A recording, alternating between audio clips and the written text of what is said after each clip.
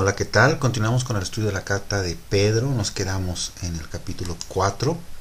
Ya nos dimos cuenta que la carta de Pedro es una carta que nos da esperanza. Hemos venido estudiando esta carta donde su tema principal, como te acabo de decir, es la esperanza. Y el capítulo 4 seguimos manejando el cómo permanecer en ella. ¿Sí? Vamos a ver más principios para permanecer en la esperanza. Vamos a tratar aquí varios temas muy interesantes sobre cómo aguantar cuando tienes tiempos difíciles, cómo tener fe, mantenernos entusiasmados, optimistas, ¿sí? En todos estos tiempos difíciles. ¿Ok? La razón principal de mantenernos optimistas y alegres cuando estamos pasando momentos difíciles es que podamos tener esa perspectiva de Mateo 5:11. Ve buscando Mateo 5:11. ¿Sí? Esa perspectiva de que si estamos siendo perseguidos y probados por causa de la justicia, es como si te hubieras sacado la lotería. ¿Sí? Mira, hay que leer Mateo 5:11 al 12. Bienaventurados sois cuando por mi causa os vituperen y os persigan, digan toda clase de mal contra vosotros, mintiendo. Gozaos y alegraos porque vuestro galardón es grande en los cielos, porque así persiguieron los profetas que fueron antes de vosotros. ¿Sí? Es como una mujer que se embaraza, que tiene una relación estable, un matrimonio feliz, todo está en regla, y de repente una amiga o un amigo le dice: oye, ¿sabes qué? Qué pena me das. Estás embarazada. Híjole, man. Híjole, qué difícil, ¿no? Qué tragedia. Las náuseas que tienes, todo eso, los mareos que vas a tener, no. Es de veras que voy a orar por ti este tiempo, porque de veras que es terrible lo que te está pasando. Es una vida muy miserable. ¿Qué creen que pensaría la mujer embarazada? Pues diría: estás bien loca, ¿no? O loco. Es una bendición. ¿Por qué? Porque esos 9 meses en donde la mujer tiene sus náuseas, sus mareos, los vómitos, la acidez, no es comparado con el hecho de tener un hijo. ¿Sí? Entonces la mujer, lo que pasa con ella es que valora y ama más a su hijo. ¿Sí? Por eso nos aman tanto las madres, ¿sí? Porque les cuesta trabajo, ¿no? Así mismo es nuestra vida cotidiana. ¿Sí? Los sufrimientos de este tiempo, ¿sí?, que estás viviendo ahorita, no se comparan con la eternidad. No se comparan. Es como, bueno, ¿cómo te gustaría llegar a vivir unos 80 años? Que digan: vas a vivir 80 años, pero de sufrimiento. ¿Sí? ¿Qué pasaría si te dijeran: te voy a dar la oportunidad de sufrir 80 años a causa de la justicia, pero te voy a pagar cada sufrimiento que tengas con muchos intereses eternos? ¿Sí? Por cada gota de sufrimiento, de lágrima, te voy a dar $100 millones. ¿Sí? Cada dolor que tengas por mí, te voy a dar riquezas que ni te imaginas. ¿Qué harías si tuvieras esa perspectiva? ¿Cómo sería nuestra vida cada vez que viene un sufrimiento o una lágrima? ¿Qué diríamos? Pues: Señor, bendito eres, Padre Santo. Gracias por la recompensa tan impresionante que me vas a dar. Entonces, si tenemos esta perspectiva, podemos tener esperanza en medio del sufrimiento, ¿sí o no? Y es justamente el ejemplo que nos va a poner Pedro en el capítulo 4. Capítulo 1 de Pedro 4, versículo 1 al 2. Puesto que Cristo ha padecido por nosotros en la carne, vosotros también armaos del mismo pensamiento, pues quien ha padecido en la carne terminó con el pecado, para no vivir el tiempo que resta en la carne conforme a las concupiscencias de los hombres, sino conforme a la voluntad de Dios. Así que nuestro ejemplo sea seguir al Mesías, que seamos como el Mesías, tengamos el mismo pensamiento que Yeshua, ¿sí? Porque Él ha padecido en la carne por nosotros, y ese padecer en su carne, esa muerte en su carne, produce en cada uno de nosotros que haya terminado con la ley del pecado y de la muerte de nuestros miembros, para no vivir el resto que nos queda en la carne, ¿sí?, conforme a las concupiscencias de los hombres, sino conforme a la voluntad de Dios. ¿Ok? Primera de Pedro 4:3. Baste ya el tiempo pasado para haber hecho lo que agrada a los gentiles, andando en lascivias, ¿sí? Lascivias, concupiscencias, embriagueces, orgías, disipación y abominables idolatrías. Aquí Pedro una vez más nos repite que ya no somos gentiles, ¿sí? Que eso ya pasó, ¿sí? Ya en el pasado nos encargamos de haber hecho lo que le agrada a los gentiles, ¿sí o no? De ser el alma de la fiesta, el bufón, el payasito, ¿no? Y nos dice, basta ya, ¿sí? ¿Qué más necesitas experimentar del mundo gentil? ¿Qué más necesitas que te haga sentir que te va a traer un privilegio a la larga? Sí, pues nada, nada. Sí. Los que en algún tiempo buscaron o buscamos quedar bien con el mundo, sí, a todos esos de que se van a las fiestitas para quedar bien, Pedro nos está diciendo, ya se acabó eso. ¿Qué te puede ofrecer el mundo? Y aquí nos dice lascivias, que es un sinónimo de lujuria. ¿Qué es lujuria? Pues todo lo que es atractivo a la carne. ¿No conoces esa frase típica de me enamoré a primera vista? Eso es una falacia. No existe el amor a primera vista. El amor, bíblicamente hablando, es un amor que implica compromiso, que implica conocer a la persona, buscar un yugo igual, buscar las cosas del Señor, y es algo que se construye a través del tiempo. Dice la Escritura que Isaac conoció a Rebeca, después se casó, y después de que se casó la amó. Eso es muy interesante. Después de que él se casó, la amó. Porque todo lo que hay en el noviazgo es efímero. Es como un algodón de azúcar que lo agarras y te lo pones en la boca y desaparece. Se desvanece en la boca. Todo es fantasía. Todo es quedar bien, ¿no? Regalitos y estar bien. Puro chiqueo, ¿no? Pero donde realmente conoces a la persona y la aprendes a amar es en la convivencia. Después de la luna de miel, cuando pasen unos 5 años, 10 años, ahí es que empiezas a tener idea empiezas a tener idea de qué es amar a una persona. Porque ya la conoces. Ya que sepamos todo lo que implica vivir con esa persona. En ese momento es que empiezas a amar a la persona. ¿Sí? Y cuando decimos amor a primera vista, realmente lo que debemos de decir es tuve lujuria a primera vista. Y es mejor ser honestos, ¿no?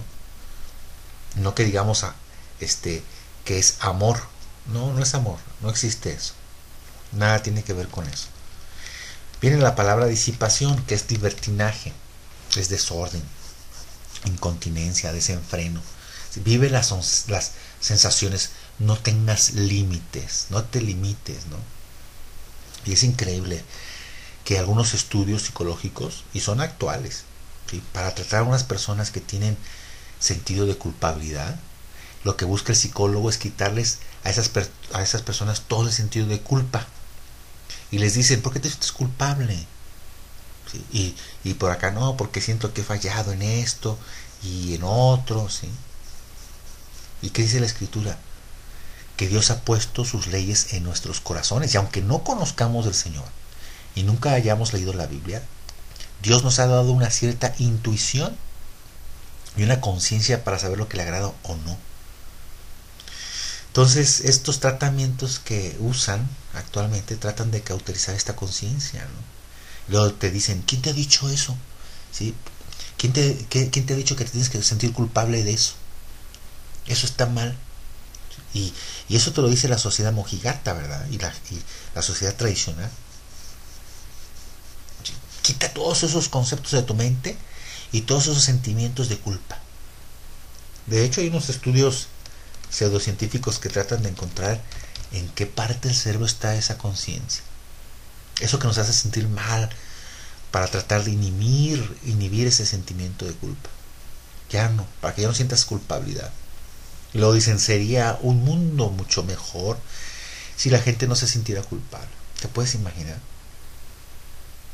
Hacer lo que quieran sin sentirse culpable. Imagínate nada más, sería un desastre el mundo. Así que basta el tiempo pasado para creer en esas cosas, para andar en todos estos pecados y para andar en idolatría, ¿no? Primera de Pedro 4:4. A estos les parece cosa extraña que vosotros no corráis con ellos en el mismo desenfreno de disilusión y os ultrajan. Este versículo está interesantísimo, ¿no? Nos pasa a todos los que nos acercamos al Padre Celestial. Te lo vuelvo a leer. 1 Pedro 4:4. A estos, ¿quiénes son estos? Probablemente tus amigos, ¿okay? Tus familiares. A estos les parece cosa extraña que vosotros no corráis con ellos en el mismo desenfreno de disolución y os ultrajan. La palabra ultrajan es como se burlan de nosotros. Y esto es típico cuando empezamos a buscar a Dios, ¿sí o no? ¿Qué nos empiezan a decir? ¿Sí? ¿Sí? Ahora resulta que vas a cambiar el sentido de tu vida, ¿no? Primero yo soy astronauta que andar haciendo esto de creer en estas cosas. Y ya se empiezan a burlar.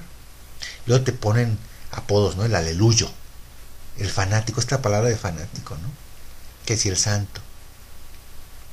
Ay, pobres, pobrecitos, hombre.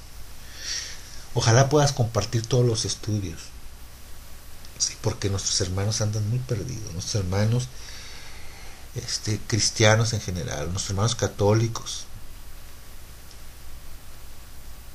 Sí. Luego ya te traen en burla durante toda tu vida, ¿no? Todos los años, hasta que se dan cuenta que en realidad hemos cambiado nuestra vida, porque luego piensan que estás en una moda, ¿no?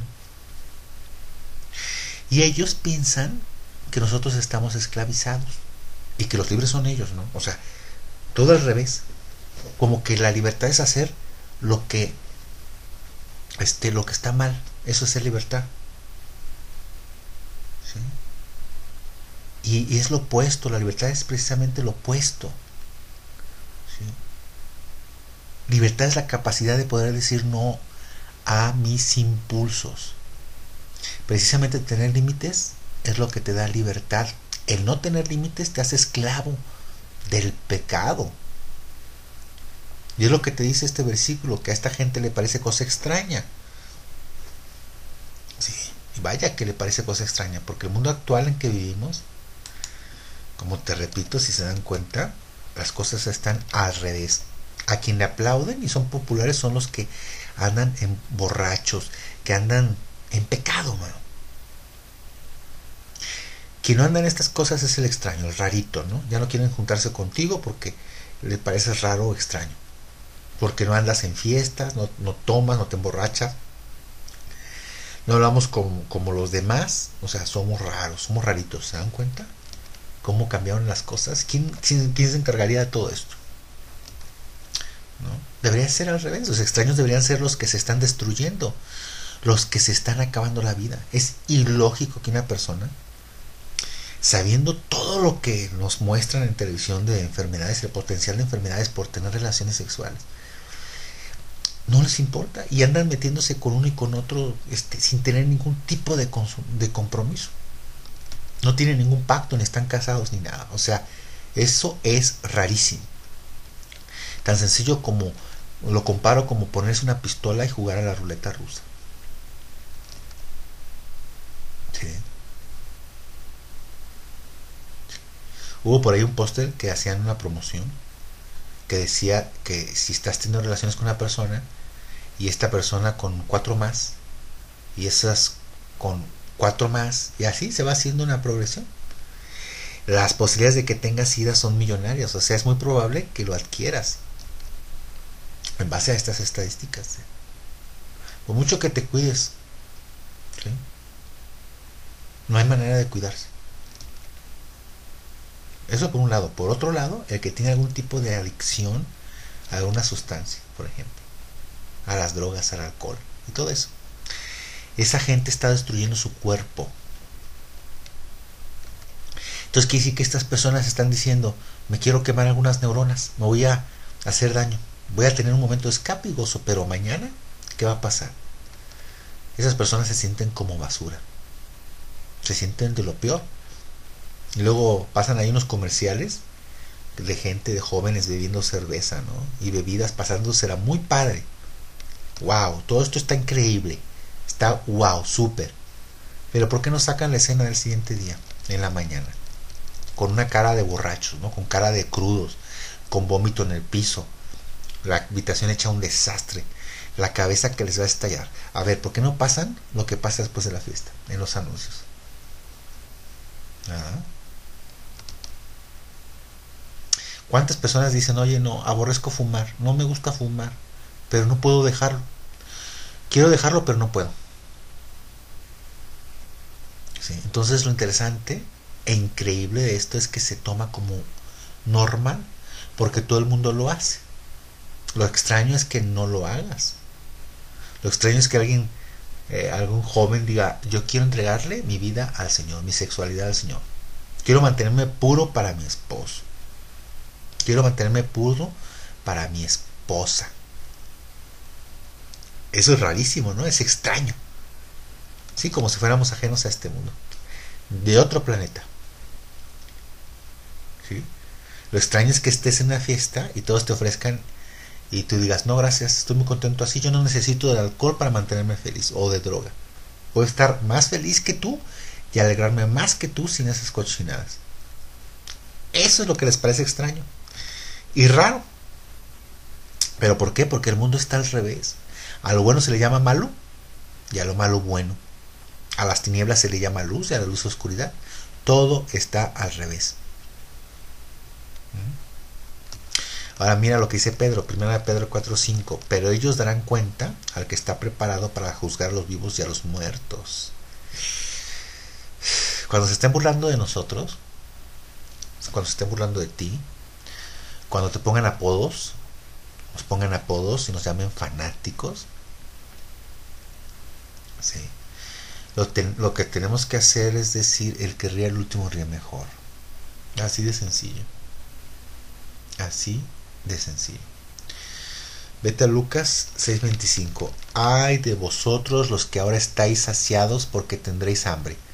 Ay de vosotros los que ahora reís, porque lamentaréis y lloraréis. Ay de los que estáis así, muy satisfechitos, porque después van a llorar. Porque después se van a cambiar los papeles y ahí vamos a ver quién ríe. ¿Verdad? Eso está en tus manos. 1 Pedro 4:6. Porque por esto también ha sido predicado el evangelio a los muertos, para que sean juzgados en carne según los hombres, pero vivan en espíritu según Dios. Este versículo, sacándolo de contexto, se puede hacer cosas extraordinarias con él. Por ejemplo, los mormones sacan este versículo fuera de contexto para decirnos que también se puede anunciar el evangelio a los muertos, que alguien que esté muerto pueda tener una segunda oportunidad. Pero ¿a qué creen que se está refiriendo este versículo en el contexto que estamos hablando? ¿Te acuerdas del contexto? El contexto es sufrimiento, es padecimiento. Así como Yeshua, que padeció por su vida de justicia y terminó muriendo en la cruz, pero resucitó y vive para Dios. No se refiere a los muertos en sus pecados, porque dice, para que sean juzgados en carne según los hombres, pero vivan en espíritu según Dios.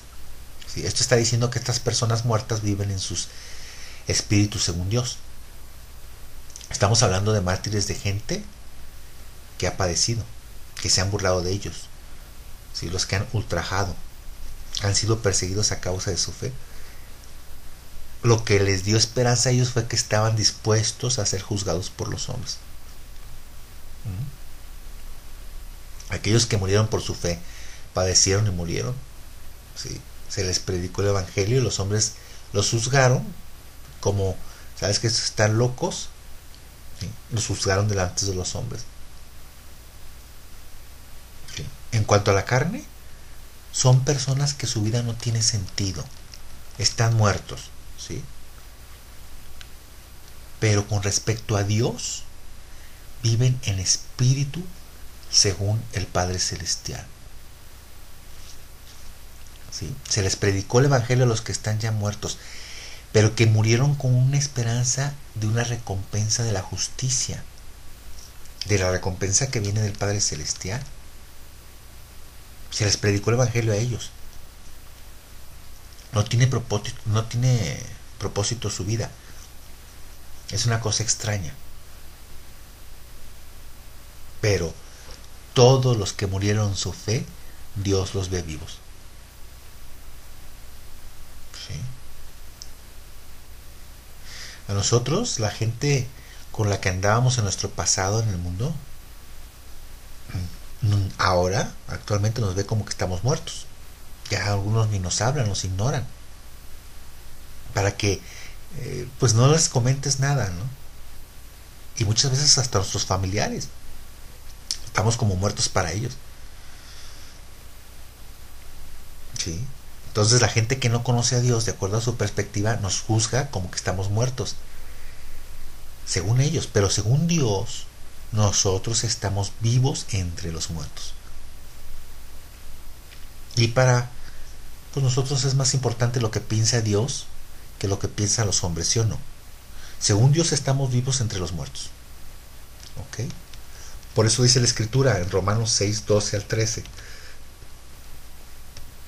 No reine pues el pecado en vuestro cuerpo mortal, de modo que lo obedezcáis en sus concupiscencias, ni tampoco presentéis vuestros miembros al pecado como instrumento de iniquidad, sino presentaos vosotros mismos a Dios como vivos de entre los muertos, y vuestros miembros a Dios como instrumentos de justicia. Para el mundo, para tus amigos, para los que te han rechazado, parecemos que estamos bien fríos, o sea, bien muertos, que no tenemos vida. Pero para el Padre Celestial estamos vivos. ¿Sí? Así que a esta gente se le predicó el Evangelio para que entre la gente, ¿sí?, ya nos tomaran en cuenta, ya no nos invitaran a sus ondas, a sus rollos, pero para Dios vivimos, y eso es lo más importante, ¿sí o no? Aquí viene otra gran motivación para vivir así, fíjate. En 1 de Pedro 4:7 dice, mas el fin de todas las cosas se acerca. Fíjate, por mucho que pueda tardar el sufrimiento que tienes, el que estemos pasando a causa de justicia, por mucho que sea, o sea, como cuánto vamos a poner, 80 años, ¿no?, nos dure el padecimiento. Pero después, ¿qué viene? Una eternidad de dicha. O sea, si alguien está dispuesto a sufrir 9 meses por disfrutar de sus hijos, unos 50 o 60 años, cuando mucho, ¿no estaríamos dispuestos a padecer, a sufrir 80 años por una recompensa de toda la eternidad? ¿No estarías dispuesto tú? ¿Sí? A pesar de las pruebas y los sufrimientos, es como sacarse en la lotería. Si por ejemplo tu papá te dice, o alguien que te quiere mucho, ¿no?, pero no entiendes por qué te pone ciertas cargas, esta persona te dice, todos los días te voy a dar este papelito con unas cosas escritas y te voy a encargar que tú lo vayas archivando y tenlos en orden. Y de repente tú dices, ay no, qué flojera estar haciendo esto. Uy, oh. Y todos los días te van a dar estos papeles y sin ganas vas y los archivas, los contabilizas y todo. Así van pasando los días. Después de mucho tiempo, resulta que esta persona te deja una carta en la que se despide y te dice, échale un vistazo a todos esos papelitos que te di y ponte a leerlos, a ver qué dicen. ¿Sí? Y entonces ya después que esa persona ya no está, te pones a leer todos esos papeles que te dio y empiezas a poner atención en lo que dicen y te das cuenta que son bonos o certificados de una empresa importantísima. Y eso que te costó tanto trabajo y esfuerzo archivarlo se convierte en tu recompensa y en tu patrimonio, para que ya no te preocupes de nada. Es la misma idea, exactamente lo mismo. Al fin de todas las cosas está cerca la redención. Estamos más cerca de lo que nos imaginamos, ¿eh? Digo, yo creo que te estás dando cuenta, ¿verdad?, de lo que está pasando en el mundo. Entonces hay que prepararnos. 1 de Pedro 4:8. Sed pues sobrios y velad en oración, y ante todo tened entre vosotros ferviente amor, porque el amor cubrirá multitud de pecados. Sobrios, que es lo contrario de ebrio, ¿sí? Ya no estemos divagando en este mundo. Sed sobrios y velad en oración. ¿Por qué es importante en estos tiempos velar en oración? ¿Para qué? Porque la oración hace que trascendamos a lo que vemos. Porque cuando estamos en los problemas, en nuestras situaciones, en las pruebas y las dificultades, ¿qué es lo que ves al frente? Pues los problemas, es lo único que ves. Pero el momento en que te metes a tu habitación, te encierras, tienes tiempo con el Señor y le decimos: Padre Celestial, tú eres el Rey de los cielos, el Creador de los cielos y la tierra. Señor, ¿quién como tú? Y empezamos a pensar en las cosas del reino de los cielos. ¿Cómo se ven las cosas del mundo para ese momento? Se ven pues picata minuta, pequeñitas las cosas. Es como si tú subieras a un satélite o en un cohete y empiezas a ver la Tierra desde el espacio, ¿no? Cómo se ve, como una cabecita de alfiler, ¿no? Entonces estamos viendo los problemas y de repente empiezas a orar y nuestra fe trasciende los problemas y en ese momento ya no nos importa lo que está pasando. ¿Sí? Cuando te das cuenta de todo lo que el Padre Celestial ha creado, y es también como asomarte un día y ver el cielo y las nubes y los árboles y dices: oye, ay, ¿por qué estoy sufriendo por este problema? No tiene ni caso, ¿no? Empiezas a ver las cosas diferentes. Ante todo, tened un ferviente amor entre vosotros. Ferviente en el original es un amor sin fin, que no se agota, que no se termina. Porque el amor cubre la multitud de pecados. Y vamos a ver un ejemplo. ¿Cómo el amor puede cubrir multitud de pecados? ¿Qué es lo opuesto a cubrir los pecados? Pues es descubrirlos. Vamos a ver un contraste entre las consecuencias de cubrir y descubrir los pecados. Y eso lo vamos a ver en la historia de Noé.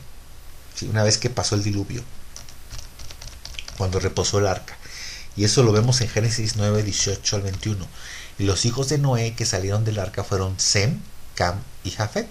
Y Cam es el padre de Canaán. Estos tres son los hijos de Noé, y de ellos fue llena toda la tierra. Después comenzó Noé a labrar la tierra y plantó una viña y bebió del vino y se embriagó y estaba descubierto en medio de su tienda. Fíjate, esto es una realidad de todo creyente. En la vida de cada creyente esto sucede. Hablamos aquí en este momento de Noé, ¿sí? Uno de los hombres más impresionantes de la Biblia, ¿sí? Que en medio de una circunstancia totalmente adversa, ¿sí? de participación de pecado, de una gran rebelión de parte de Dios, ¿sí? Él todas estas cosas, estas circunstancias las transformó para bien, en el sentido de obedecer a Dios. ¿Y qué hizo? Llevó el arca, ¿sí? Y luego estar predicando durante 120 años a la gente que se convirtiera y se arrepintiera. ¿Y qué pasó? Que nadie le hizo caso. En ese tiempo que nadie le hizo caso, él fue que estaba construyendo el arca. En tiempos de adversidad se mantuvo fiel, ¿sí? Pero una vez que termina todo, viene una realidad de la vida, ¿sí? Típico, y es que cuando ya todo está en calma, es que tienes más posibilidades de tropezar. Cuando está la prueba y todos nos tildan de locos y se burlan, ahí estamos muy seguritos de no caer. Pero cuando todo está tranquilo, debemos preocuparnos. Cuando nos alaban, ¿sí? Cuando a todos les caemos bien, ahí es cuando debemos estar alertas y hay que preocuparnos, ¿sí? Aquí cuando dice que ya todo estaba tranquilo, se embriagó. Esto es una realidad de la vida. Todos pecamos, ¿eh? Todos cometemos errores. No hay justos ni aún uno, ¿sí? Lo que vamos a observar aquí es la reacción de los hijos de Noé ante su falta. ¿Qué hicieron ellos? ¿Y cuáles fueron las consecuencias de esto? Vete a Génesis 9:22. Y Cam, padre de Canaán, vio la desnudez de su padre y lo dijo a sus dos hermanos que estaban afuera. Cam, ante el pecado de su padre, lo descubrió, ¿sí?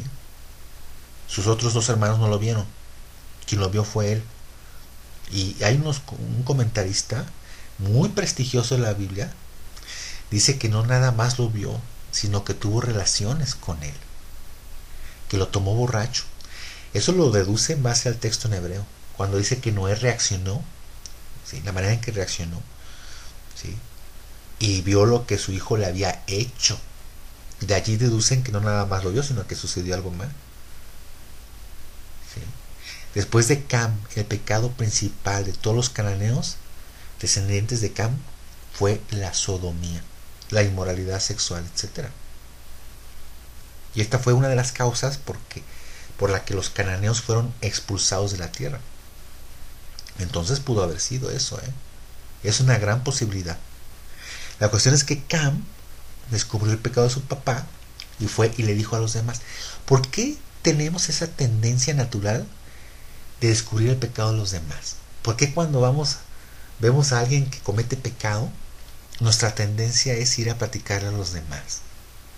¿Por qué será? Hay dos razones. Porque descubrir el pecado y la falta de otros nos hacen sentir menos culpables de nuestros propios pecados. Entonces, para sentirnos más tranquilos y mitigar nuestra propia conciencia, los exhibimos ante los demás y así nos sentimos más tranquilos. Me refiero a los pecados de la persona que pecó y nos consideramos menos malos y culpables, ¿sí? Como ejemplo, ¿qué pasa si un ministro religioso de cualquier tipo de religión lo cachan que tiene relaciones y haciendo cosas inmorales? Las noticias lo van a acribillar. Pero ¿qué pasa con los artistas famosos? ¿No te sacan constantemente con diferentes parejas? Con una, con otra, con diferentes relaciones. Y eso pasa como normal. Pero una persona con cierto estatus de religioso que comete un pecado, lo atacan y lo destrozan. Porque de esa manera ellos se sienten menos culpables, ¿no? Dicen, si esta persona que es religiosa hace eso, entonces yo no voy a esos estudios bíblicos porque es una bola de hipócritas, ¿no? Todos, ¿no? Y es allí que los invitamos y les decimos precisamente por eso, o sea, les decimos precisamente que por eso vamos a los estudios bíblicos, porque somos una bola de hipócritas y estamos buscando ser mejores, ¿sí o no? Nadie puede decir que su fe es íntegra, ¿no? Nadie puede decir que es perfecta y genuina. Tenemos esa tendencia de tratar de cubrir nuestros pecados o mitigar nuestra conciencia con los pecados de otro, ¿no? Esa es la primera razón. Y la segunda razón, pues, por chisme. Nos gusta compartir una información que otros no tienen. Eso es agradable para nuestro ego, para nuestra carne, compartir algo que los otros no saben. Y así ganas popularidad, ¿sí o no? Les voy a decir algo que no sabe nadie, ¿eh? Pero por favor, no lo vayan a decir a nadie, guarden el secreto. Cuando decimos algo así, ¿a poco la gente no abre los ojos así? Ay, y se juntan para escucharte. ¿Sí? Nos encanta sentirnos atractivos, nos encanta que la gente nos escuche. Y la mejor manera de hacer que la gente nos escuche es cuando hablamos de los demás, pero de manera mala. Y obviamente que no esté presente. Si queremos atraer la atención de la gente, comienza a hablar mal de los demás. ¿Por qué crees que los programas de chismes son tan populares y atraen a tanta gente?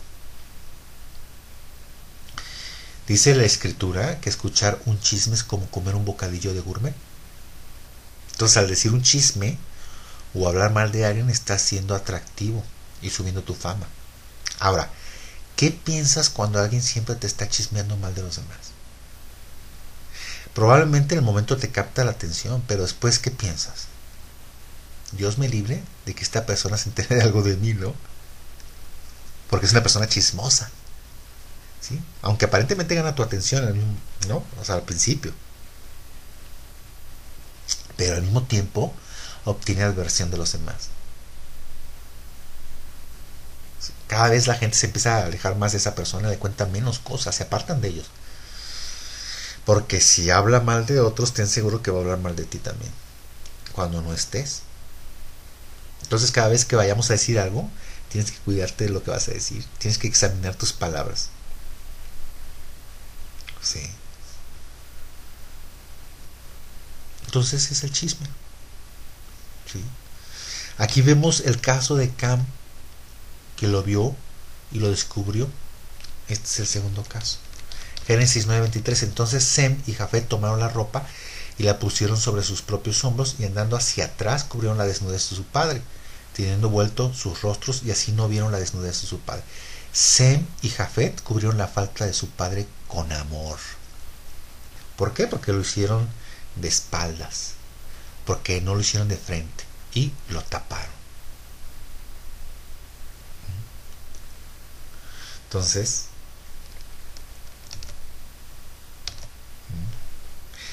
cuando tú ves una película, ¿sí? Cuando tú ves algo donde sale algo, pues, un desnudo, una cosa desagradable, tu subconsciente lo agarra, lo atrapa. Una vez que tú ves una imagen, ya no la puedes borrar de tu memoria y dices, ¿para qué la vi? Y ya no la puedes borrar de tu memoria, todo el tiempo la tienes ahí. Cierra los ojos y pum, y ahí está. Igual cuando escuchas algo, ya no lo puedes borrar, no somos computadoras. No hay un programa, un disco que lo metas como si fuera un antivirus o algo que haga que borres la información y lo puedas formatear. Pues lo mismo pasa cuando escuchas un chisme de otra persona. ¿Sí? Cada vez que interactúas con esa persona, viene a tu mente aquello que te dijeron de esa persona y ya no ves a la persona igual. Por más que lo intentes, ya esa persona perdió la imagen que debería de tener contigo. Por eso es tan grave escuchar los chismes. ¿Sí? Y generalmente la gente que provoca los chismes ni siquiera conoce realmente a las personas y hace daño, lastiman y pueden separar familias. ¿Sí? Entonces no hagas caso porque ni siquiera conoces a la persona de la que están hablando. Entonces cuando te toca conocerla, ¿qué es lo que pasa? ¿Sí? Ya hiciste un prejuicio de la persona. Sin conocerla, la prejuzgas por lo que hemos escuchado, por lo que te han dicho de esa persona, y no tienes oportunidad de tratarlo. Por eso lo mejor es no escuchar, no ver, sino comprobar con nuestros propios ojos quién es esa persona. Déjame tratarlo, déjame verlo, conocerlo, después hago mi propio juicio, ¿no? No por las apariencias o por lo que los demás dicen. Vamos a juzgar con justo juicio, comprobarlo, para después tener objetividad del asunto. Es lo que hicieron Sem y Jafet. Dijeron, queremos seguir teniendo a nuestro papá la imagen de respeto que merece. Vamos a tomar la decisión de no ver sus faltas. Por eso entraron hacia atrás y le mostraron respeto. Tenemos esa opción igual nosotros con las personas, ¿sí?, que nos rodean, a las que Dios nos ha puesto en nuestro camino. Tenemos la opción de mirar sus faltas y verles sus fallas. ¿Sí? Si les vemos sus fallas, cuando las tratemos ya lo haremos con menosprecio. Les vamos a faltar respeto. Entonces te vuelvo a repetir, los hijos de Noé decidieron cubrir su pecado para poder seguirle honrando, respetando como padre. ¿Sí? Tarde o temprano las personas van a despertar de su pecado, de su embriaguez. Y una vez recuperadas se van a enterar de quién les tiró, ¿sí?, y descubrió su pecado. Nos sorprenderemos porque tarde o temprano esas personas se van a enterar de quiénes son los que andan hablando de ellos. Si la cubrimos o la descubrimos, ahí vendrán las consecuencias. Hay que leer Génesis 9:24. Y despertó Noé de su embriaguez y supo lo que le había hecho, en mayúsculas, su hijo más joven. Y dijo, maldito sea Canaán, siervo de siervos será a sus hermanos. Dijo más, bendito por el Padre Celestial mi Dios sea Sem, y sea Canaán su siervo. Engrandezca al Padre Celestial a Jafet, y habite en las tiendas de Sem, y sea Canaán su siervo. ¿Por qué maldijo a Canaán? ¿Qué culpa tiene Canaán? Canaán era el nieto. Y quien hizo esta situación fue Cam. Noé no maldijo a Cam, sino a su nieto Canaán. Pues este es un principio del cual es muy atemorizante para los que tenemos hijos. Y para todos que hemos juzgado los defectos de nuestros padres.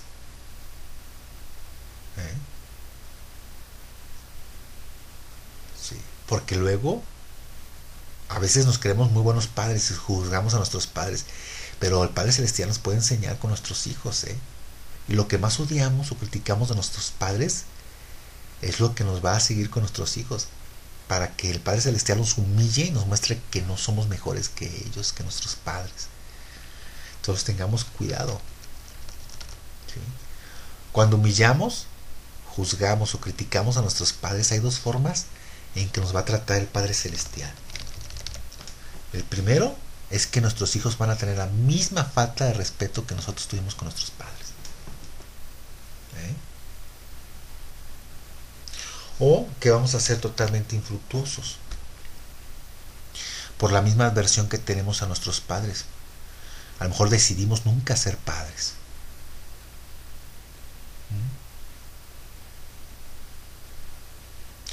Y entonces el Señor no nos va a poder hacer algo a partir de nosotros mismos y quedaremos estéril por arrastrar una amargura y no cubrimos una falta de nuestros padres que son normales y que todos las tenemos. ¿Sí? Simplemente Noé no estaba maldiciendo en sí a su nieto, simplemente está diciendo, esto es un principio divino, esto se va a cumplir, nuestro pecado va a alcanzar. Cuando no cubrimos, cuando somos crueles con nuestros padres, se nos va a revertir, ¿eh? Dichosos los misericordiosos, porque ellos alcanzarán misericordia. Lo que dice el Padre nuestro, perdona nuestras ofensas, como nosotros perdonamos a los que nos ofenden. Quiere decir que si no perdonamos, nuestro Padre tampoco nos va a perdonar. ¿Sí? Aquí lo que dice no es, maldito sea Canaán, como consecuencia de su pecado, y bendijo a Sem y dijo que Canaán sería su siervo. Engrandezca a Dios a Jafet. Esto de habite en las tiendas de Sem es una alusión al tabernáculo. De Sem vendrían los patriarcas, Abraham, Isaac y Jacob. De allí vendría el tabernáculo y se manifestaría la gloria del Padre Celestial. ¿Sí? Cuando cubrimos el pecado de los demás, cuando tenemos misericordia de los demás, alcanzaremos la misericordia de Dios. ¿Sí? Y al final lo que resultaba ser más popular nos va a ser más impopulares. Cuando alguien viene con un chisme y lo rechace, se hace un ambiente tenso y hasta no se vale. ¿Sí? Así que es mejor decirle a esa persona que trae el chisme, ¿sabes qué? ¿Por qué no mejor cubrimos este problema? Para que cuando tengamos una falta también seamos cubiertos. La verdadera popularidad vendrá después. Cuando somos o seamos capaces de cubrir multitud de pecados. 1 Pedro 4:9, hospedaos los unos a los otros sin murmuraciones. Consejos prácticos de amor. Número 1, no exhibir a los demás. No sacar sus trapitos al sol. ¡Qué barbaridad! No exhibir a los demás. ¿Cuántas iglesias? ¿Cuántas congregaciones no les gusta constantemente exhibir a los demás? ¿Sí o no? Poner ejemplos de los demás. Entonces, te lo voy a repetir, consejos prácticos de amor. No exhibir a los demás. Número 2, hospedaos los unos a los otros sin murmuraciones. Ya se asume que vamos a hospedar unos a otros porque eso es normal. A todos, de alguna manera nos gusta recibir gente en la casa. El problema es que después de un tiempo de estarlo haciendo, empiezan las murmuraciones. ¿Sí? Tienes que quitarte la mente eso de el muerto el tercer día apesta. Hospeda sin murmuraciones, ¿ok? Vayámonos a Hebreos 13:2. No os olvidéis de la hospitalidad, porque por ella algunos sin saberlo hospedaron ángeles. ¿Qué tal? Tengamos ese corazón de Abraham, que invitaba a todo el que pasaba por su tienda. Y sin saber invitó a esos ángeles. También la viuda de Sarepta, 1 Reyes 17. que invitó a Eliseo y todo lo que sucedió a causa de eso. Tengamos un corazón hospedador y sin murmuraciones, de corazón. Cada objeto que compartamos hospedando a alguien, vamos a ser bendecidos grandemente. ¿Ok? Vayámonos a 1 de Pedro 4:10. Cada uno según el don que ha recibido, ministrelo a los otros como buenos administradores de la multiforme gracia de Dios. El Padre Celestial da sus dones de diversas formas y maneras. El de cocinar, el de dar servicio, el de la costura, el de la música. Cualquier don que tengamos, hay que administrarlo. Hay que administrarlo a otros para que nos produzca interés. Si o no, un buen administrador busca que sus bienes produzcan más. Eso es ser un buen administrador. Cuando Yeshua cuenta la parábola de los talentos, cuenta que al final del siglo vendrá a preguntar por nuestros talentos, a ver si los pusimos a producir de la misma manera. ¿Sí? Si tenemos un don, ese don nos lo dio el Padre Celestial para nosotros guardar, no para que lo guardes, no para que lo tengas guardado, sino para dárselo a otros, para que otros sean beneficiados con él. ¿Ok? Primera de Pedro 4:11. Si alguno habla, hable conforme a las palabras de Dios. Si alguno ministra, ministre conforme al poder que Dios da, para que en todo sea Dios glorificado por Jesucristo, a quien pertenecen la gloria y el imperio por los siglos de los siglos. Amén. ¿Okay? Si alguno habla, hable conforme a las palabras de Dios. Y cuando Pedro escribió eso, ¿sí? Vimos que fue en el año 63 después de Cristo. Todavía no se compilaba el Nuevo Testamento. ¿Sí? El Nuevo Testamento se conjuntó como en el segundo siglo. Entonces cuando Pablo, Pedro, Juan están enseñando las Escrituras, las palabras de Dios no se refieren al Nuevo Testamento, sino al Antiguo Testamento, a la Torá, porque esa fue palabra directa de Dios a Moisés. Entonces lo que dice Pedro aquí es que si vamos a hablar algo, enseñar algo, que lo sustentemos con las Escrituras, con las Sagradas Escrituras, con el Antiguo Testamento, con la Torá. Por eso, ¿por qué creen que cuando Pablo predicaba dice la Escritura que los discípulos de Berea escudriñaban las Escrituras a ver si lo que decían era así?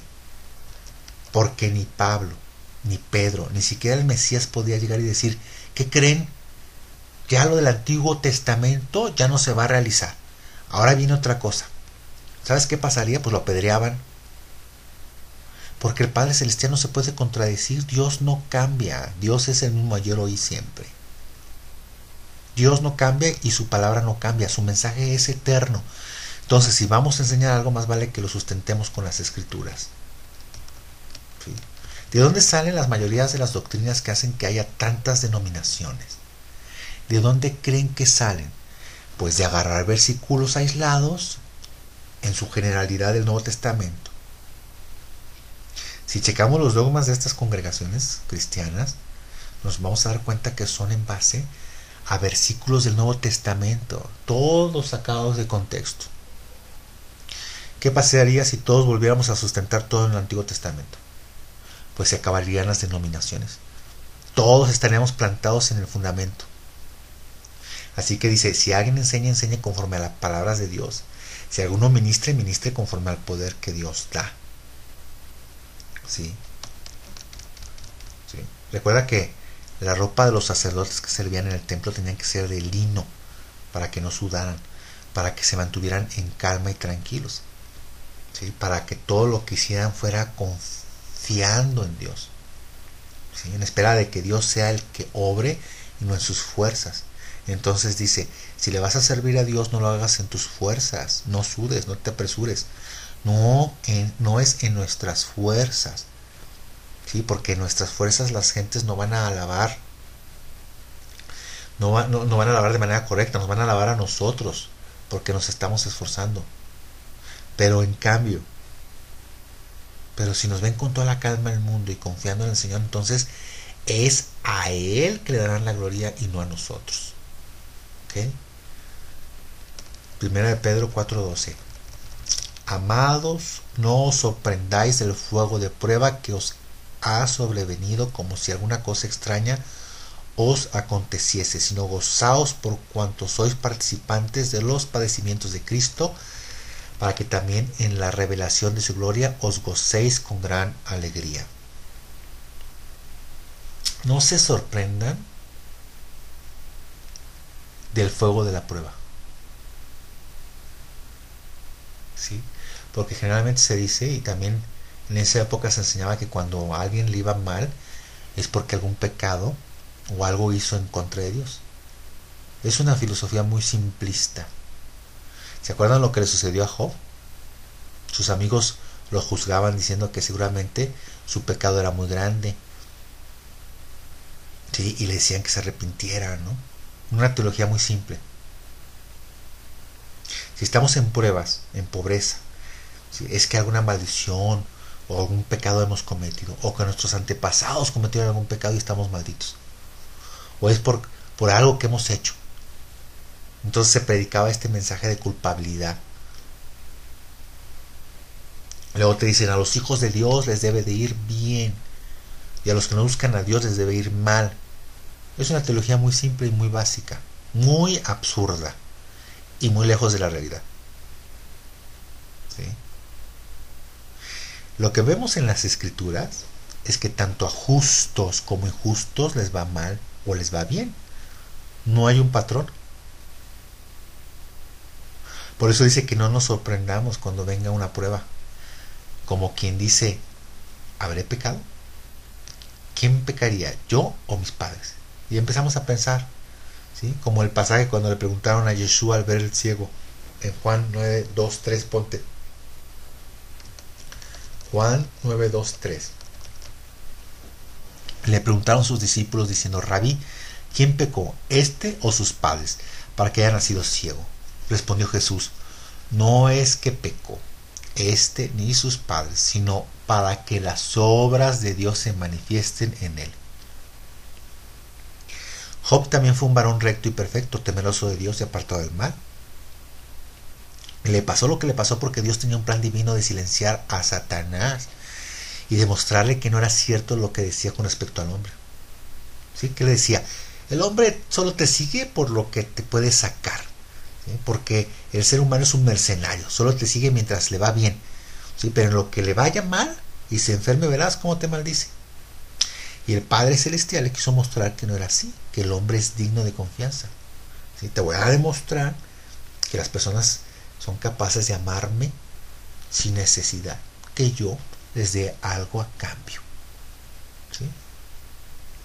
Y pongámonos a pensar que cada vez que nosotros, en medio de un sufrimiento o una prueba, digamos, bendito sea Dios, porque Él dio y Él quitó, alabado sea su nombre.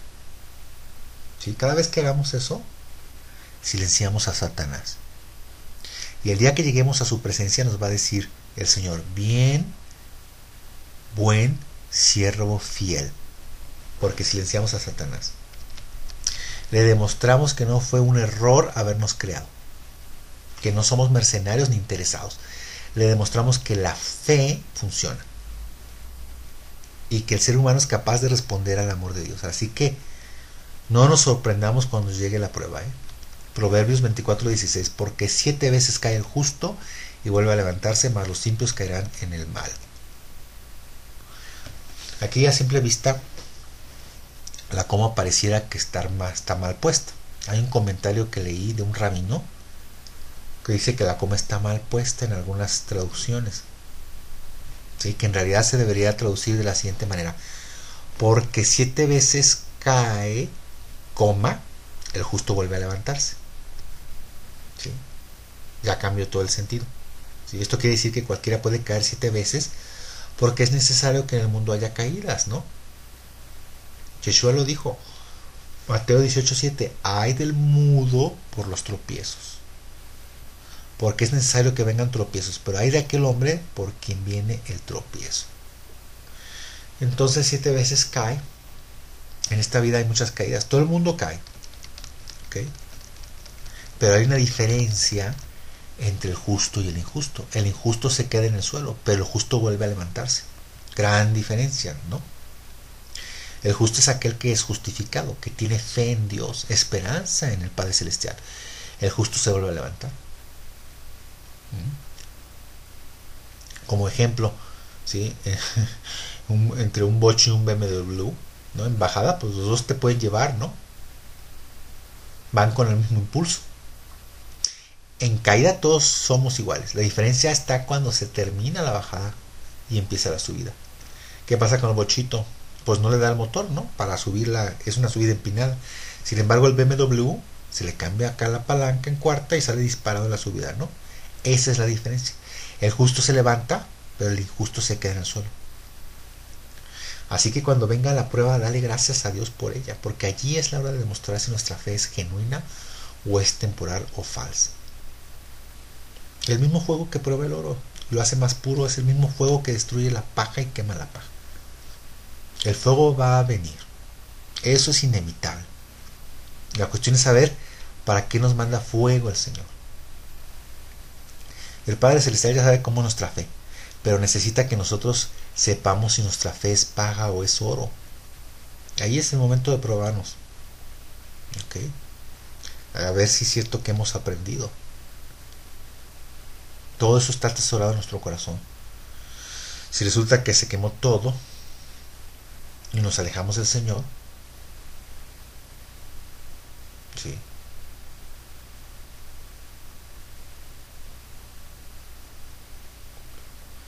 Si se quemó todo y cometes el error de alejarte del Señor, entonces creíste en vano, creíste en algo falso. Y debemos buscar algo genuino. Y si resulta que no se quemó, que no se quemó todo, que lo que creíste es verdadero, entonces ya nada te puede derribar. No sé si me expliqué.